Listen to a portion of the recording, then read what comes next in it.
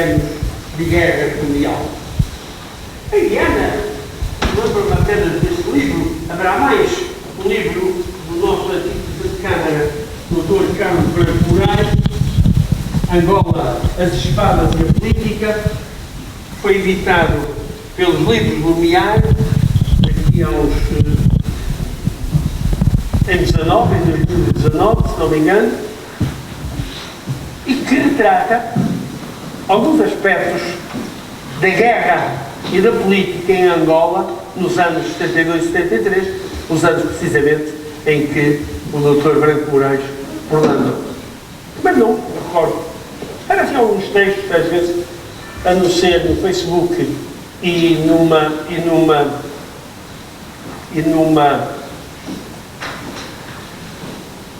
página de um antigo militar na Guiné, Luís Graça, não aparecem muitos textos por aí para nos darem uma ideia de como aquilo aconteceu. Mas é pena, sabem? Eu tenho 75 anos, faço parte de uma geração que está quase a perder validade. Provavelmente já passamos o prazo de validade. Que durarei mais 20? Não sei se duro mais 20. Não importa. Mas se durar mais 20, e se os da minha geração durarem mais 20, daqui a 20 anos, este país deixará de ter memória da Guerra Mundial. Porque aqueles que a fizeram, que foram atores dela, voluntariamente obrigados, acabam por ter morrido, por ter desaparecido. Mas é pena, sabem? A nossa vida é a nossa viagem. E aquilo que eu sou hoje, devo a muitos contributos e não posso esquecer, inquestionavelmente, o contributo da Guiné-Bissau. Como outros não podem esquecer o contributo de Angola, o contributo de Moçambique, ou de Timor, ou de Santo Tomé e Príncipe, ou de Cabo Verde. Não podemos esquecer. Ou podemos ir mais para trás, de Goa, da Mão e Diu. Não podemos esquecer esse contributo. E nós somos também aquilo que esses 2 anos de guerra fizeram. As experiências que tivemos. As competências que adquirimos. Os medos tremendos que nos habitaram e em muitos de nós ainda hoje nos habitam. O termos medo das esquinas e de tudo o resto. Por isso é pena que muitos de nós não tenham, aqueles que pretendem, claro, e que querem, não tenham tido a hipótese de testemunhar, não tenham sido desafiados a testemunhar. Eu tenho sido, como digo, é a terceira vez e, portanto, já não posso queixar tanto quanto isso. E era importante, porque o Portugal de hoje, como dizia o capitão de mar e guerra, que há bocado citei no prefácio, o Portugal de hoje também é aquilo que Angola, Guiné, Moçambique e as outras colónias nos ensinaram a ser. Dou a quem doer e custo custar. Não podemos dizer que a partir de 25 de Abril houve uma lavagem completa ao nosso comportamento e os homens dessa época e as suas esposas e os seus filhos não se foram de forma alguma influenciados pelas experiências e por tudo aquilo que lhes aconteceu em Angola, na Guiné. Eu quando fui para a Guiné, quando cheguei ao Chime, vivi no apartamento, eu vivia numa espécie de uma casa, uma pequena casa, com telhado em zinco, construída debaixo de uma mangueira. No princípio tive alguma dificuldade, porque na época das mangas, quando uma manga caía sobre o telhado de zinco, fazia um barulho ensurdecedor e nós dávamos cada salto na cama. Depois habituamos, ao fim de uma semana já estávamos habituados. Dormia comigo, eu tinha cama também, no mesmo espaço, o Furiel Vento, um homem alentejano, um jovem com 22 anos, alentejano, e que antes de ir para a Guiné, tinha casado com quando fui para a Guiné, e tinha deixado uma menina, penso que uma menina de 3, 4, 5 meses, para hoje 52 anos. Alguma vez esta mulher e esta menina se esqueceram do pai do pai que foi marido, do marido que foi e do pai que não conheceu? Impossível. E talvez quando nós contamos aquilo que nos aconteceu, talvez aí nós consigamos ajudar a perceber também o Portugal que somos.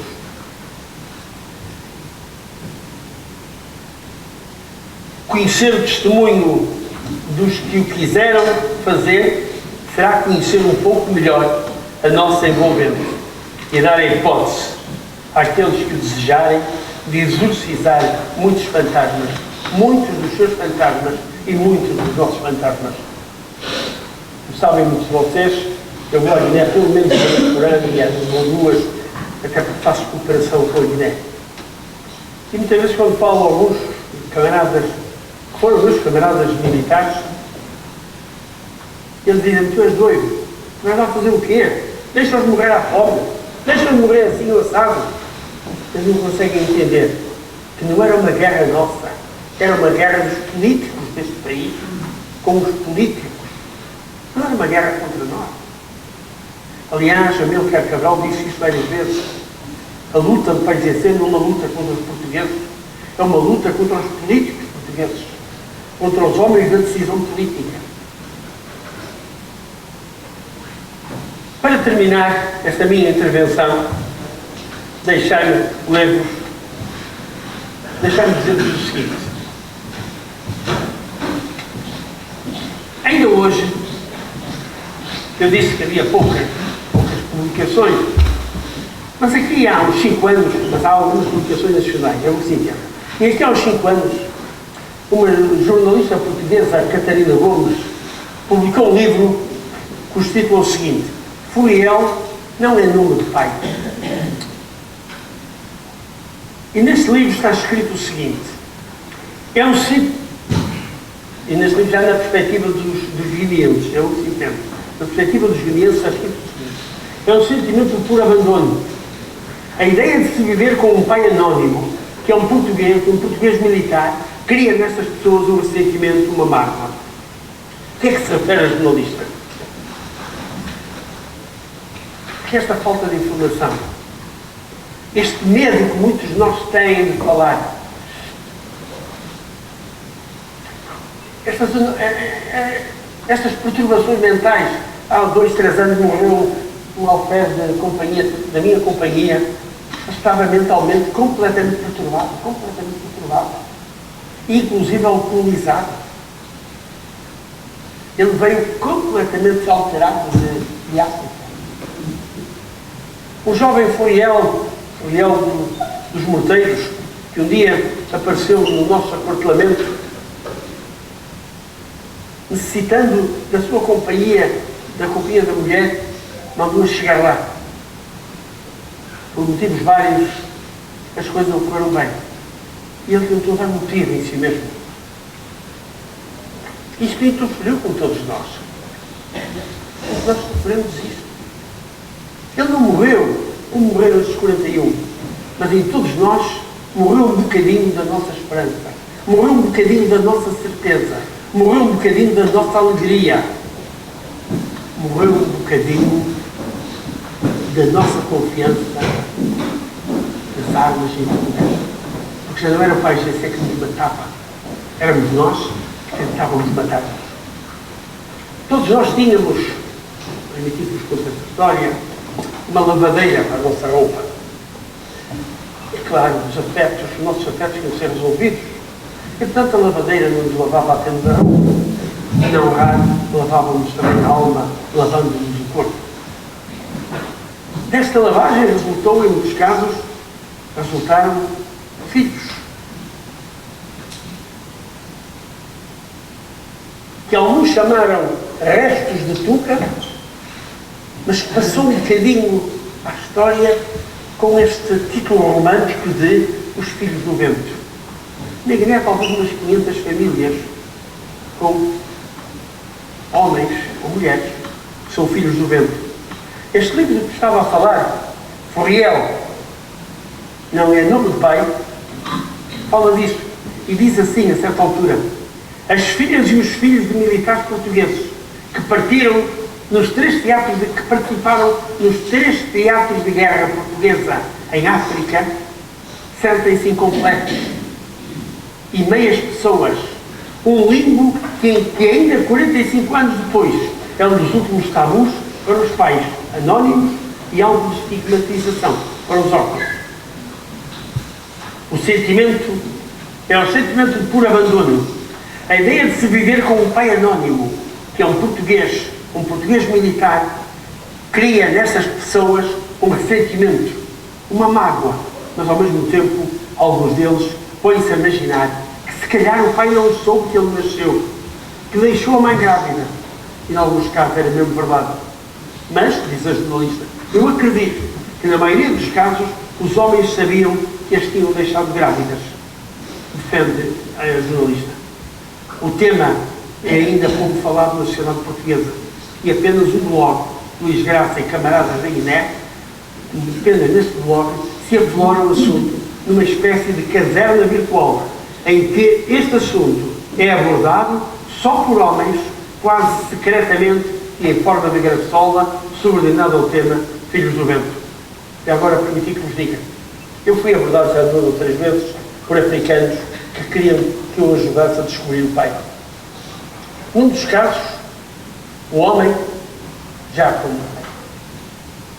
60 anos, foi 17 anos, disse-me, a minha mãe diz que o meu pai era do Minho, e até disse o conselho de onde era. Perdoai-me que eu não sei. Aliás, eu conheço. Era do Minho. Eu gostava de o conhecer. Eu não quero pedir nada. Eu quero apenas conhecer o meu pai. Eu escrevi uma carta, Zé Luís. Tu leva? Leva. E eu trouxe. Escrevi uma carta a essa pessoa, a esse homem, que esteve na Guiné, e mandei-lhe a carta. Nem sequer me respondeu. Podia ter dito, olha, isto não é verdade, isto é mentira, nem sequer me respondeu. Mas com esses casos há muitos outros. Há casos também onde, felizmente, os homens acabaram por assumir os filhos. Outra história muito rápida. Alguém do nosso conselho regressou à Guiné aqui há uns 6 anos. Estava lá com alguns amigos, que havia também, a almoçar num restaurante de missão. Portanto, a altura é abordado por uma mulher com uma filha. A mulher teria uns 60 anos, 70, e a filha teria uns 40 e tal. O senhor aqui é o fulano assim, não é? É parecido, é como era quando teve cá comigo e tal. Olha, essa é a sua filha. O homem levantou-se e disse aos amigos, paguem a conta com todo o dinheiro, saiu à pressa e nunca mais voltou a missão. Mas há outras histórias. Eu era enfermeiro, mandaram-me ser enfermeiro e fui enfermeiro militar. Um dia estava na enfermaria do meu apartamento que eu não tinha médico sequer, e trazem-me um homem balanta, um militar balanta, que tinha um estilhaço de óvulos debaixo, numa zona da omoplata direita, se não me engano, já lá vão 50 anos. Tinha havido um bombardeamento em Chalé. Com ele vinha, passados uns minutos, chega também um coronel, comandante de batalhão. Eu estava a tentar anestesiar o homem para extrair o estilhaço. O homem gritava por todo era lado. O comandante disse-me, saia daqui. Se eu fosse médico, ele não daria aquela resposta, eu sabia que não podia dizer aquilo. Mas era apenas enfermeiro. Eu disse, meu comandante, mas saia, só mandam prender. E eu sei que, mas eu tinha afastei. O homem com uma chibata que tinha um pingalim foi batendo a ferida de Valente. Valente gritava com os almados, quantos é que vocês são? Onde é que vocês estavam? Como é que podemos chegar ao vosso apartamento? Como é que não é?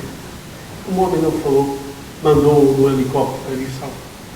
Soube uns dias depois que a meio do percurso o homem se tinha atirado ao meio. A violência do coronel com o Valanta, os ataques depois de termos estado, todos os ataques pelos quais passamos, deixaram marcas, claro que deixaram. Não falamos delas. Temos medo. Durante, ou dentro de 20 ou mais anos, repito, já que nós estaremos para testemunhar. E seria bom que pudéssemos fazê-lo. Eu sei que alguns dizem que a África tem pensar, nunca mais. Mas às tantas, se lhe dessem a hipótese de confessar, às tantas falam eu. Que este livro nos possa ajudar a pensar e entusiasma alguns ao regresso onde passaram 2 anos da sua vida. E 2 anos que foram muito importantes. Seria bom que fechassem, que todos nós soubéssemos fechar essa porta, nos apaziguássemos conosco, para podermos apaziguar-nos com Angola, com a Guiné, com Moçambique, com os africanos, com o outro. Queria deixar esta mensagem, um pouco talvez mal alinhavada, alguma emoção à mistura, mas queria que ficasse. Repito mais uma vez, parabéns ao Rodrigo André Vitorino Vaz e aos que pela pátria deram a vida.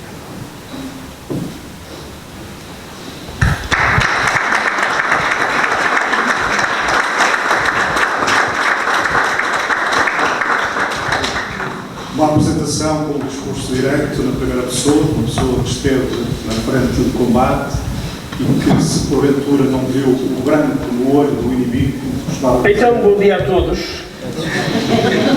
Não vamos ter mais de 30 minutos. Dizia eu que, se não viu o branco no olho do inimigo, como se costumava dizer, viu seguramente o branco no olho daqueles que viram o inimigo. E, portanto, também a emoção e o debate do José Luís Carvalho da Ponta, a quem agradecemos pela apresentação do livro do Rodrigo André. O prefácio, como foi dito, é na altura, capitão de Abril, Pedro Louré, que não pode estar, mas deixou uma pequena mensagem que eu vou dar a seguir. Tenho a maior pena, mas não vou poder estar presente no lançamento do livro, que com tanto gosto prefaciei. Sou curador de uma exposição, do MFA, 25 de Abril, patente no Cais de Alcântara, e tenho compromissos para esse dia. Desejo as maiores felicidades para o livro e agradecia que informasse os presentes os motivos da minha disponibilidade. Um grande abraço, Pedro Louré. Dou de seguir a palavra ao jovem Rodrigo André, vienense, natural de Castelo de Neivas, estudou da Escola Secundária de Monserrate, teve depois a formação superior, a licenciatura e mestrado na Universidade de Coimbra, na Faculdade de Letras do Instituto, Faculdade de Letras da Universidade de Coimbra, e, portanto, como disse, é já a terceira obra relacionada com ex-combatentes, neste caso, aqueles referentes ao Conselho de Viana de Castelo que tombaram em combate. Bom dia a todos. Leva-me mal se eu me levantar. Estou um bocadinho nervoso, se queres.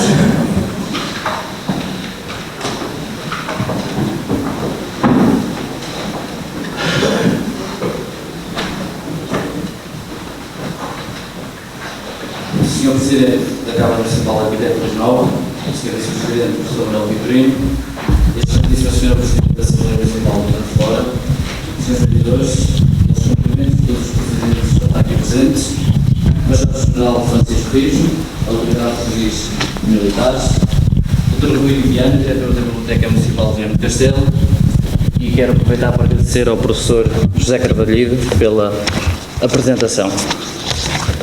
Perdoem-me, mas quero lembrar 2 pessoas aqui presentes. O Sr. Presidente da Junta de Freguesia de Castelo de Neiva, Paulo Torres, e o Sr. Presidente da Junta de Freguesia de São Romão de Neiva, Manuel Salgueiro. Obrigado pelas oportunidades que me deram, se hoje estou aqui, em parte é graças a vocês. Quero agradecer ao General Eduardo Mendes Ferrão, Chefe de Estado-Maior do Exército, pela mensagem institucional, lembrar o Capitão de Abril Pedro Louré por ter prefaciado esta obra e pelo seu contributo na recente história de Portugal, lembrar o Dr. Marco Montenegro por toda a ajuda que me deu. Se a obra está cá fora, é graças a ele. Digo muitas vezes que ele é uma espécie de coautor, porque me deu uma ajuda incrível. Agradecer à Marlene por mais um design fantástico. Agradecer às minhas antigas professoras aqui presentes, a professora Primavera e a professora Carla. Obrigado. Caros amigos, aos meus pais e familiares. Times New Roman, tamanho 20, é rápido. Durante 48 anos, Portugal viveu amordaçado num regime totalitário e controlador, onde o respeito pelos direitos humanos não era uma prioridade para os que governavam. Inúmeros foram os portugueses que, só pelo simples facto de terem uma opinião diferente, foram presos, torturados e muitos deles mortos pela PIDE, os famosos vampiros, como lhes chamou Zeca Afonso. Foram torturados sem dó nem piedade homens e mulheres, cerca de 7.500 mulheres, algumas delas grávidas, foram torturadas pela PIDE. A PIDE tinha uma vontade particular de pontapear mulheres grávidas. Tudo por ousarem pensar de maneira diferente, porque lutavam por uma coisa tão simples que nós, hoje em dia, damos por garantida a liberdade. Portugal era, comparativamente com o resto da Europa, era um país atrasado, ruralizado e com uma fraca industrialização. As pessoas passavam fome. Não é por acaso que ouvimos muitas vezes a frase "uma sardinha dava para 5 ou 6". Os poderes concentravam-se num único partido e as decisões numa só pessoa. A nível internacional, o nosso país encontrava-se cada vez mais isolado, sobretudo depois da ONU, em 1952, ter reconhecido o direito à autodeterminação dos povos, posição essa que Salazar se negava redondamente, pois para o regime Portugal era um país do Minho a Timor. Os portugueses começaram por procurar outras soluções noutras partes do mundo. A fuga do país era cada vez mais uma solução para aqueles que desejavam melhores salários, dos que queriam fugir à censura e, depois de 1961, à guerra colonial. Foi em 1961, pela mão da UPA, futura FNLA, Frente Nacional de Libertação de Angola, que se dão os primeiros ataques, com um massacre de populações brancas e trabalhadores negros em Angola. A resposta do regime será imediata. Mandar rapidamente e em força é o objetivo que vai pôr à prova a nossa capacidade de decisão. Sejam quais forem as dificuldades que se deparem no nosso caminho, nos sacrifícios que se nos imponham para vencê-las, não vejo outra atitude senão a decisão de continuar. Foi desta maneira que António de Oliveira Salazar apresentou a guerra colonial ao país, momentos depois de ter assumido o Ministério da Defesa, cargo que até então pertencera à Botelho Muniz. Durante 13 anos, jovens portugueses foram mobilizados para combater numa longínqua guerra em África. Oficialmente, partiram para defender a integridade da pátria, pensada enquanto nação pluricontinental e multirracial, nas então províncias ultramarinas de Angola, da Guiné e de Moçambique, outrora colónias do Império Luso-Africano. Esses jovens soldados portugueses lutaram contra as guerrilhas independentistas africanas. A guerra provocou vítimas e sofrimento de ambos os lados, bem como transformações estruturais na sociedade metropolitana. Em Portugal, a incapacidade de encontrar uma solução política para o problema colonial conduziu à queda do regime do Estado Novo a 25 de abril de 1974. A guerra colonial marcou de forma indelével a história portuguesa na segunda metade do século XX, não só em termos político-militares, mas também do ponto de vista económico-social, pois durante 13 anos de conflito, 7% do PIB nacional era destinado para financiar a guerra. O conflito transformou o país e mudou para sempre a vida de quem nele combateu. Durante os 13 anos de guerra, foram mobilizados cerca de 1 milhão de portugueses. Aproximadamente 10 mil perderam a vida em terras africanas e 30 mil ficaram feridos com traumas de guerras e sequelas irreparáveis, e inúmeros serão os mortos dos movimentos de libertação que nunca farão parte das estatísticas. No entanto, o custo social da guerra ainda não é bem conhecido no plano da história local, não havendo muitas vezes consciência do impacto brutal do conflito nas pequenas e médias comunidades portuguesas. Referimos-nos aqui ao impacto provocado pela partida dos soldados para a guerra e todas as implicações da sua participação na guerra para esses mesmos militares e suas famílias. Desde logo a perda de vidas humanas, os ferimentos e o sofrimento físico e psicológico, a dor e o stress pós-traumático. Por tudo isto, a recolha de testemunhos dos soldados portugueses que participaram no conflito é fundamental para o processo de reconstituição histórica da guerra em todas as suas dimensões. Esta recolha de testemunhos permite perceber toda uma dimensão pessoal e subjetiva do conflito, que geralmente não consta dos documentos oficiais. Uma história vivida, que perdura nas memórias dos antigos combatentes, mas que raramente é escrita. A recolha de testemunhos é também fundamental para compreender as experiências de guerra dos estratos subalternos das Forças Armadas, pois muitos milhares de soldados rasos, conscritos no serviço militar, não tinham outra senão a hipótese de obedecer às ordens dos seus superiores hierárquicos. É, porventura, a única forma de registar a voz de quem nunca teve voz, tornando memorável para as gerações futuras a história de um sacrifício imposto a tantos jovens e às suas famílias. Porém, esta obra reúne os testemunhos arquivísticos dos 41 vianenses que partiram para uma viagem sem regresso. Partiram sem saber se regressavam, sendo 40 militares do Exército Português e um único da Marinha. Sendo a história uma grande homenagem aos mortos, incapazes de deixar o seu testemunho esta obra surge como uma homenagem merecida.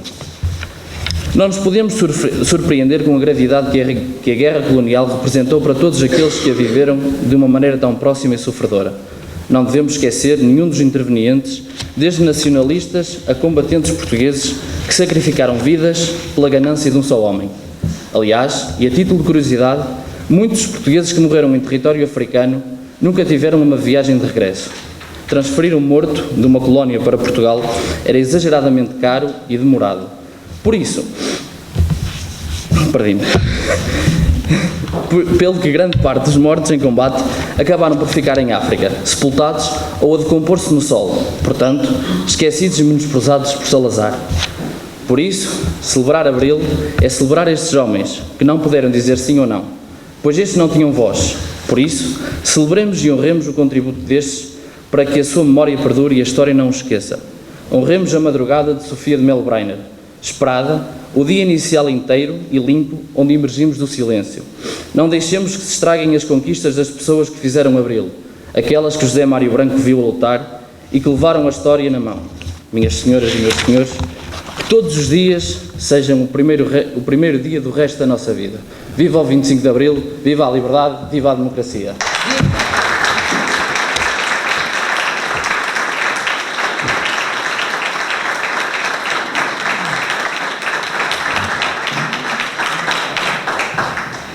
Em representação do Sr. Chefe de Estado do Exército, General Mendes Ferrão, tem a palavra o Sr. Major-General Francisco. Bom dia. Começo por saudar a mesa, o Sr. Presidente, o autor historiador da obra, Rodrigo Vaz. Cumprimento também as demais entidades presentes.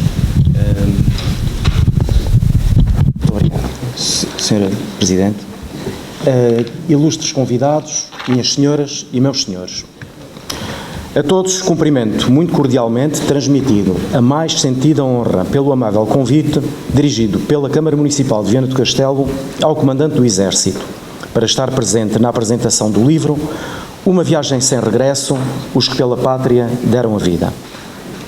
As minhas primeiras palavras são em nome de Sua Excelência, o Chefe de Estado-Maior do Exército, General Eduardo Manuel Braga da Cruz Mendes Ferrão, que me pediu para transmitir que teria o maior gosto em estar presente entre nós. Todavia, infelizmente não lhe é possível por compromissos previamente agendados. Saúdo em particular o excelentíssimo Sr. Presidente da Câmara Municipal de Viana do Castelo, Sr. Arquiteto Luís Nobre, pela excelente relação de cooperação e amizade entre este município e a instituição militar, bem patente na atribuição da Medalha de Cidadão Honorário ao Exército Português no passado mês de janeiro. Estendo esta saudação às demais entidades autárquicas, bem como às personalidades desta singular região.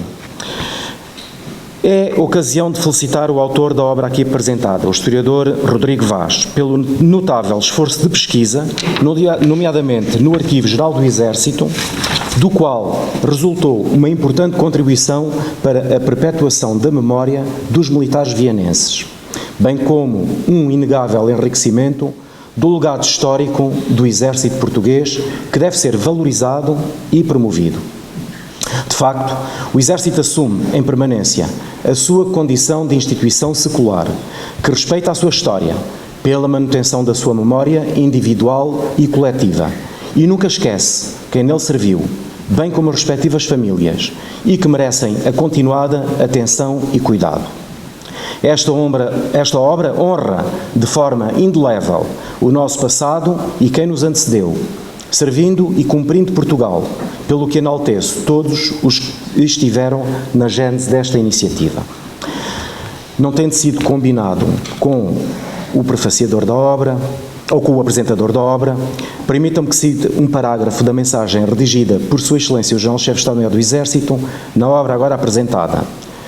Passo a citar: foi a perseverança de portugueses anónimos, cuja coragem, patriotismo, espírito de sacrifício, generosidade e sentido de bem servir, que nos forjaram como nação e nos fortaleceram como povo.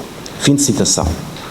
Estes atos de grande nobreza de caráter são regularmente evocados e divulgados pelo Exército Português, num sentido de reforçar a difusão dos mais elevados valores e princípios indissociáveis da carreira militar, assim como preservar e divulgar o património histórico-militar. Ora, este desígnio está, sem qualquer sombra de dúvida, bem presente neste livro, dedicado à perpetuação da memória dos militares vienenses que deram a vida pela pátria, pelo que reitero o meu apreço pela iniciativa, congratulando uma vez mais todos os que estiveram envolvidos na produção desta obra literária. Cumprimento também toda a população vienense e expresso a garantia de que o Exército Português continuará a ser uma instituição empenhada na defesa dos valores que nos são caros, assumindo a firmeza e o caráter dos soldados que construíram a nação, concorrendo assim de forma insigne para a perpetuação da memória coletiva da instituição militar, desde sempre a honrar Portugal. Muito obrigado.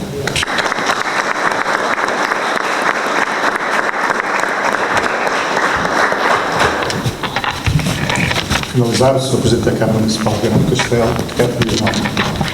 Bom dia a todas e a todos. Naturalmente, um cumprimento especial à mesa e começava pelo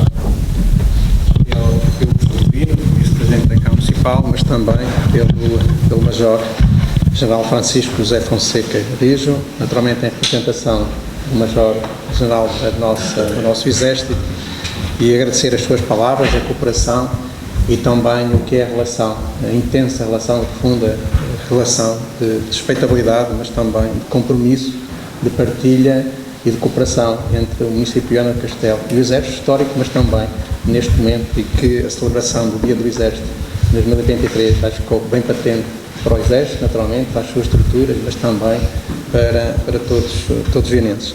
Cumprimentar também a Sra. Presidente da Assembleia Municipal, Dra. Cláudia Silva, cumprimentar o Rodrigo também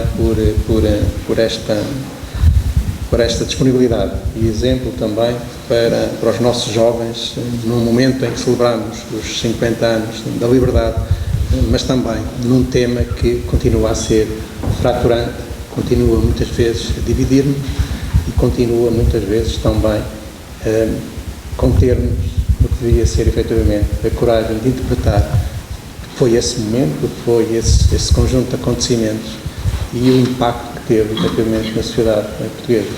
Não só no Conselho de Viana, em cada campo do Conselho, mas, essencialmente, no país. No país e de uma forma muito mais abrangente que os números. Os números, efetivamente, marcam, os intervenientes diretos tiveram a participação, naturalmente, que tiveram e que já quer o Rodrigo na sua apresentação, quer também o professor José Carvalho da Ponte também na sua exposição, e como dizia o professor Vitorino, na primeira pessoa, descreveram em detalhe o que foi efetivamente o impacto que teve em quem participou, quem esteve na linha da frente e todos, naturalmente, que os acompanharam.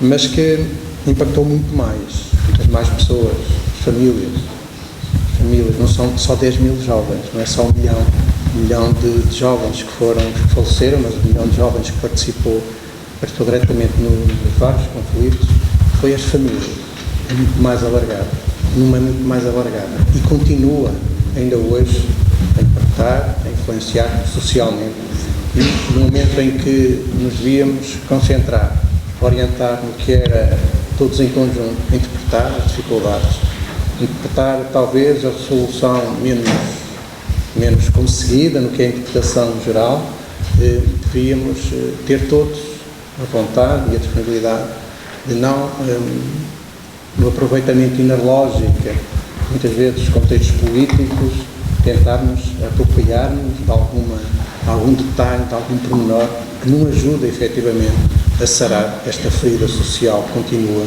a ser transversal e a estar presente diariamente, ainda hoje, em muitas famílias portuguesas. Eu não podia deixar, independentemente da responsabilidade que tenho neste momento e na representação que aqui estou, com muito orgulho, não podia deixar de falar também na primeira pessoa e deixar bem clara esta mensagem a todos os intervenientes, a todos os agentes políticos, locais, nacionais e outros, que não nos devemos aproveitar, efetivamente, do que foi este flagelo. Devemos encontrar digamos, plataforma de diálogo, de interpretação e nos focarmos o que era a profundidade, o que era a marca social, efetivamente, desta guerra colonial que teve na sociedade portuguesa. E não tentarmos em cada momento, muitas vezes nos momentos de celebração, chamarmos a nós o que era uma melhor condução, o que era um posicionamento mesmo ideológico e político, respeitável naturalmente uma sociedade democrática, mas que não contribui, não ajuda para quem teve, não só tiver intervenção direta, mas também todos os seus familiares, as próprias estruturas militares tiveram neste processo e continuam efetivamente, de quando em quando, a sentir mais que muitas vezes um reconhecimento, um julgamento. E não pode haver efetivamente julgamentos num assunto desta profundidade, com esta transversalidade temporal nos vários fatores, nos vários domínios, sejam o económico, seja o cultural, seja até o territorial, mas essencialmente o geográfico, mas essencialmente no social. E hoje continuamos a ter militares, a ter famílias que ainda têm bem presente as dificuldades e as marcas que os militares que participaram trouxeram com eles, que percorreram a sua vida. Naturalmente, os que ficaram, os que faleceram, viram interrompido, que era um custo de vida, tinham direito a ela, tinham direito a percorrer essa vida, tinham direito a constituir família, a acompanhar a família, tinham direito a ter uma profissão, uma realização pessoal, tinham direito, efetivamente, a ter uma intervenção social e política e foi interrompida, não conseguiram. Mas também os que regressaram, de certa forma, regressaram condicionados e, de certo modo, também foram impedidos de ter também todas essas vivências, esses âmbitos, de uma forma plena. Não o conseguiram. E eu, infelizmente, também percebi e vivi o que foi intensamente essa realidade.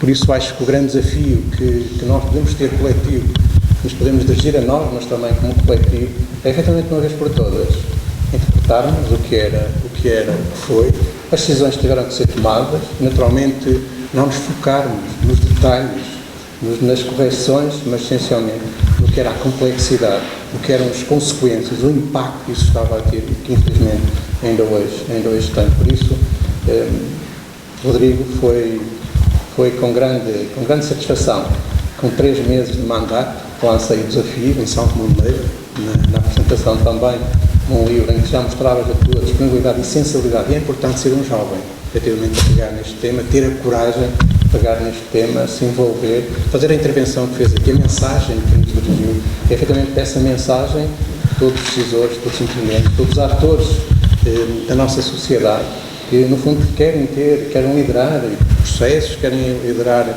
ações mais abrangentes, mais holísticas, mais refletivas, que tenham a capacidade de ouvir e de escutar essas mensagens, nomeadamente de um jovem, para, efetivamente, uma vez por todas, reinterpretarmos o que foi esse momento, esta página da nossa história e mais que nos focarmos nos detalhes ou nas formas de correção, de concretização, é assumir de uma vez por todas que efetivamente tinha que acontecer, tinha que ser interrompido, não era, hoje não temos dúvidas, não era efetivamente o caminho. Infelizmente, os militares, nomeadamente os capitães de Abril, tiveram consciência no abril de 74, que efetivamente esse não era o caminho. Naturalmente também, e perdi-me nos cumprimentos, porque acabei de fazer a minha intervenção, mas fui de uma forma emocional, e acho que faz todo sentido, mas naturalmente também agradecer a presença de todos os vereadores, do Executivo, dos presidentes de junta também, dois de uma forma particular, e que o Rodrigo também já fez questão, no fundo, de identificar, mas também as autoridades civis e militares aqui presentes, a PSP, a Autoridade Marítima também, todos os movimentos estão aqui, os nossos movimentos culturais sempre presentes e que, no fundo, engrandecem também este momento e lhe dão maior solenidade. Também os familiares. Acho que é importante, já tem nota na intervenção, na parte anterior da intervenção, os familiares. Agradecer também estarem presentes, agradecer também toda a capacidade, a resiliência que têm tido para encontrarem, de facto, o preenchimento do que foi esse vazio, de se verem impedidos de viver, de sentir, ter uma relação familiar com esses militares que ficaram, infelizmente, e que tão maltratados foram. E nesse sentido também, e para terminar, acho que tem que deixar, naturalmente, os agradecimentos que se impõem neste momento. Naturalmente ao Rodrigo. O Rodrigo, efetivamente, aceitou o desafio, em janeiro de 2022, tomei aqui nota para não me esquecer e traz-nos hoje com esta qualidade, com esta profundidade, com esta mobilização também, com esta humildade de chamar a todos e reconhecer a quem o ajudou a chegar aqui e naturalmente concretizar, materializar como eu digo na minha mensagem, o que era um conhecimento que faltava naturalmente aos nossos ex-combatentes e que infelizmente muitos deles não, essencialmente os que não voltaram.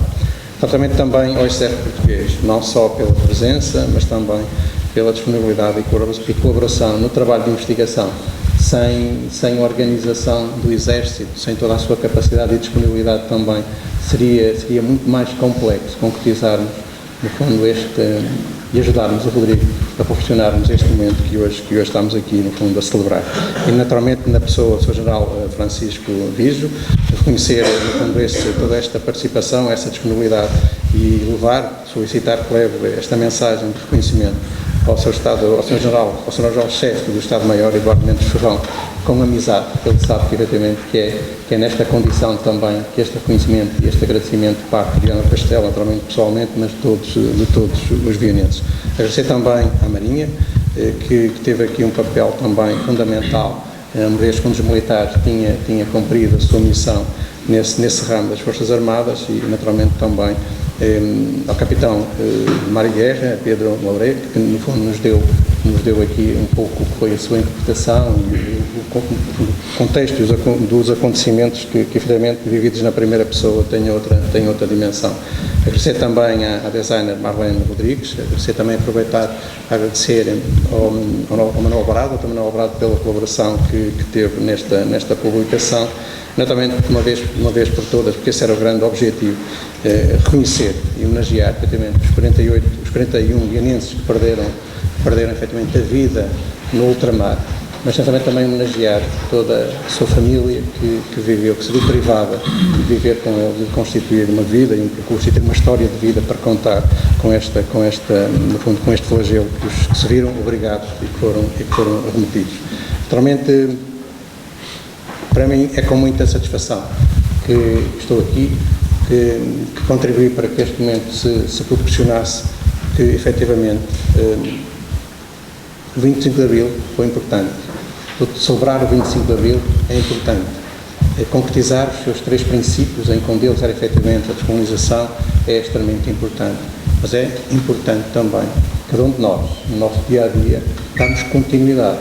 Foi um dia, foi um acontecimento que nos inspira, que nos liberta, que nos provoca, que nos convoca para a sua celebração, mas, essencialmente, o que deve continuar a fazer é convocar diariamente cada um na sua dimensão, a sua ação autárquica, política, contexto profissional, outro, social, cultural, seja o que for, que continue a dar corpo, a inspirar-se, no fundo, a transmitir esses valores, para que, efetivamente, possamos ter a consciência absoluta que muitos erros foram cometidos, mesmo não vivendo um contexto perfeito, essencialmente este é bem melhor do que foram essas vivências, do que foi esse período e do que foi todo o processo e toda a construção que nós positiva, no fundo consistente, que foi crescendo, sempre em processo de crescimento, dinâmica, que não está naturalmente concluída, mas só contribuímos a dar-lhe densidade, a dar-lhe significado, a ser verdadeiramente evidenciadora da inspiração nos valores de Abril, se nós conseguimos projetar no tempo, conseguimos transmitir, impactar todos os nossos jovens do que foi efetivamente estes períodos, do que foram estes períodos, estas vivências, das consequências que elas tiveram e que infelizmente hoje ainda marcam muitos de nós. Passámos relativamente de Abril, digamos que um fator dos seus valores, um fator de projeção, e também continuamos a celebrar com toda a intensidade a sua matriz, os seus valores, naturalmente, foram e continuam a ser ainda inspiradores para todos nós. Muito obrigado.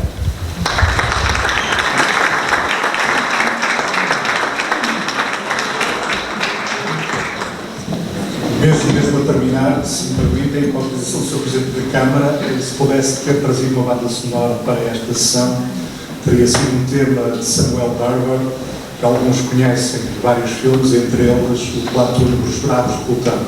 Foi um filme que eu vi pela primeira vez quando estava a cumprir o serviço militar obrigatório, em 1987 e 1988, sobre a instrução de operações especiais em Londres. E há aqui uma trilogia, que é um jovem recruta chamado Chris Taylor e dois sargentos, o Bob e o Elias.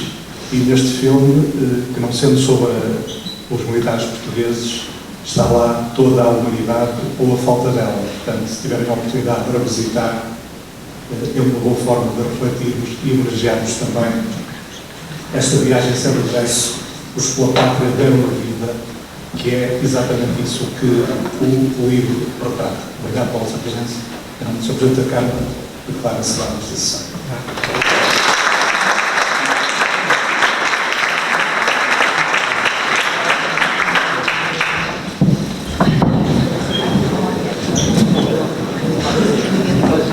Bem, este livro retrata os 41 vienenses que morreram no ultramar durante 1961 a 1974.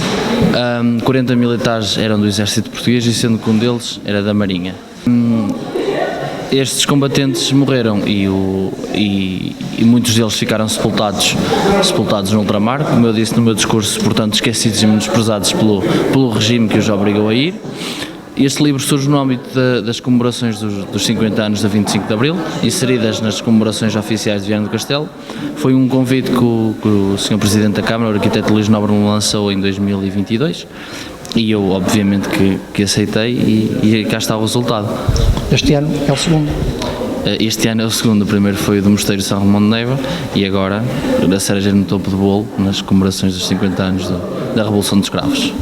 Este é um assunto que realmente gostas de escrever e de abordar. Sim, a questão da memória histórica e a questão do ultramar é um tema que eu gosto muito, que me dá vontade de investigar cada vez mais, porque são relatos que nós vamos conseguir registar, mas daqui se calhar a 20 anos já não vamos ter a oportunidade de o fazer. Por isso temos que o fazer o quanto antes. Este livro já não é tanto isso, porque retrata mais uma memória arquivística daqueles que faleceram, mas mesmo assim surgiu com o objetivo de preservar a sua memória, para que a sua memória prevaleça e a história não o esqueça. O futuro, é para escrever mais? Ainda? O futuro, não sei. Já está mais algum na calha ou não? Está aí um projeto, mas que por enquanto se pode falar. Ainda não se pode falar porque ainda nada está decidido, mas já não é sobre isto. É mais do que isso? É mais do que escrita? É mais do que livro? É livro, mas a partida há de ser sobre uns marcos da Casa de Bragança. É mais história local que eu gosto de produzir.